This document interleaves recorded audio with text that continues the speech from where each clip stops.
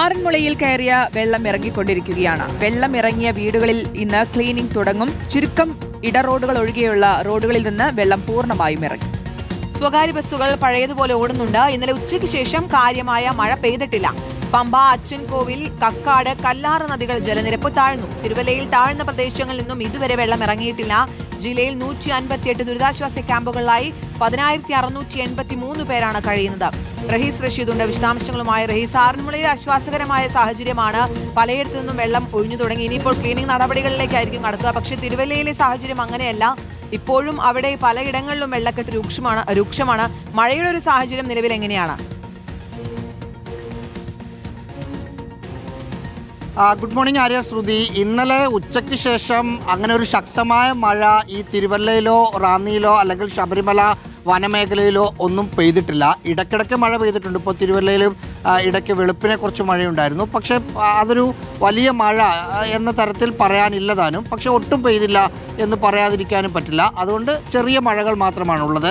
അത് ഒരു തരത്തിലും ഏതെങ്കിലും തരത്തിൽ ആശങ്കപ്പെടേണ്ട തരത്തിലുള്ള ഒരു കാര്യങ്ങളുമില്ല. ആറന്മുളയിലാണെങ്കിൽ ചെറിയ ഒറ്റപ്പെട്ട ഇടറോഡുകൾ ഒഴികെയുള്ള സ്ഥലങ്ങളിൽ റോഡുകളിൽ നിന്ന് പൂർണ്ണമായും വെള്ളമിറങ്ങി. പ്രധാനപ്പെട്ട ബസ് സർവീസ് നടത്തുന്ന റോഡുകളിൽ നിന്നൊക്കെ വെള്ളമിറങ്ങി. ബസ് സർവീസ് ഇപ്പോൾ രാവിലെ നമ്മൾ ഇങ്ങോട്ട് വന്നപ്പോൾ കുറേ ബസ്സുകൾ അങ്ങോട്ടും ഇങ്ങോട്ടും പോകുന്നത് ഒക്കെ കൃത്യമായി കാണാൻ പറ്റിയിട്ടുണ്ട്.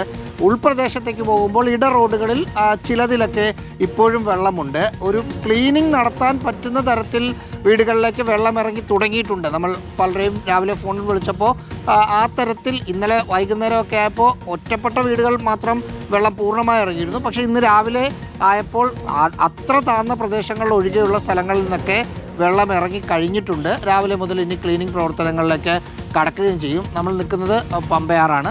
ഈ പമ്പയാറ് കഴിഞ്ഞ ദിവസം ഞാനൊക്കെ ഈ നിൽക്കുന്ന സ്ഥലത്തിൻ്റെ ഇതിനേക്കാൾ മുകളിൽ വെള്ളം നിന്നിരുന്ന ഒരു സ്ഥലമാണിത്.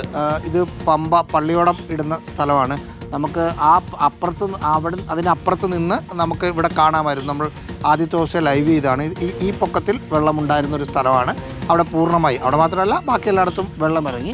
ഇനി പമ്പയാറ് കരകവിഞ്ഞ്, ഇനി വലിയ മഴ വന്നാൽ പോലും ഉടനെ ഒന്നും കരകവിയുന്ന തരത്തിൽ വെള്ളമില്ല. അത് താഴ്ന്നു തന്നെ പോവുകയാണ്. തിരുവല്ല കുറച്ച് ആശങ്കപ്പെടേണ്ട സാഹചര്യം എന്ന് പറഞ്ഞാൽ വെള്ളം ഇറങ്ങാത്തതിൻ്റെ പേരിലുള്ള കുറച്ച് ആശങ്കകളുണ്ട്. അവിടെയും ഇന്നലെ രാത്രിയിലെ പോലെയല്ല, രാവിലെ വിളിച്ചപ്പോൾ മിക്ക സ്ഥലങ്ങളിൽ നിന്നും വെള്ളം ഇറങ്ങി തുടങ്ങിയിട്ടുണ്ട് എന്നാണ് മനസ്സിലാക്കുന്നത്. ഇന്നലെ വെള്ളം പെട്ടെന്ന് ഈ ആറന്മുളയിൽ വെള്ളം കുറേ സമയം ഹോൾഡ് ചെയ്യുകയും തിരുവല്ലയിൽ പെട്ടെന്ന് ഇറങ്ങിപ്പോവുകയും ചെയ്യുന്നതാണ് രീതി. ആ പെട്ടെന്ന് ഇറങ്ങിപ്പോകൽ ഇന്നലെ തിരുവല്ലയിൽ കണ്ടിരുന്നില്ല. പക്ഷേ നേരം വെളുത്തപ്പോൾ ഏതാണ്ട് എല്ലാ സ്ഥലത്തു നിന്നും വെള്ളം ഇറങ്ങി തുടങ്ങി, അല്ലെങ്കിൽ ഇറങ്ങി പകുതിയൊക്കെ കഴിഞ്ഞു എന്നാണ് മനസ്സിലാക്കാൻ പറ്റുന്നത്.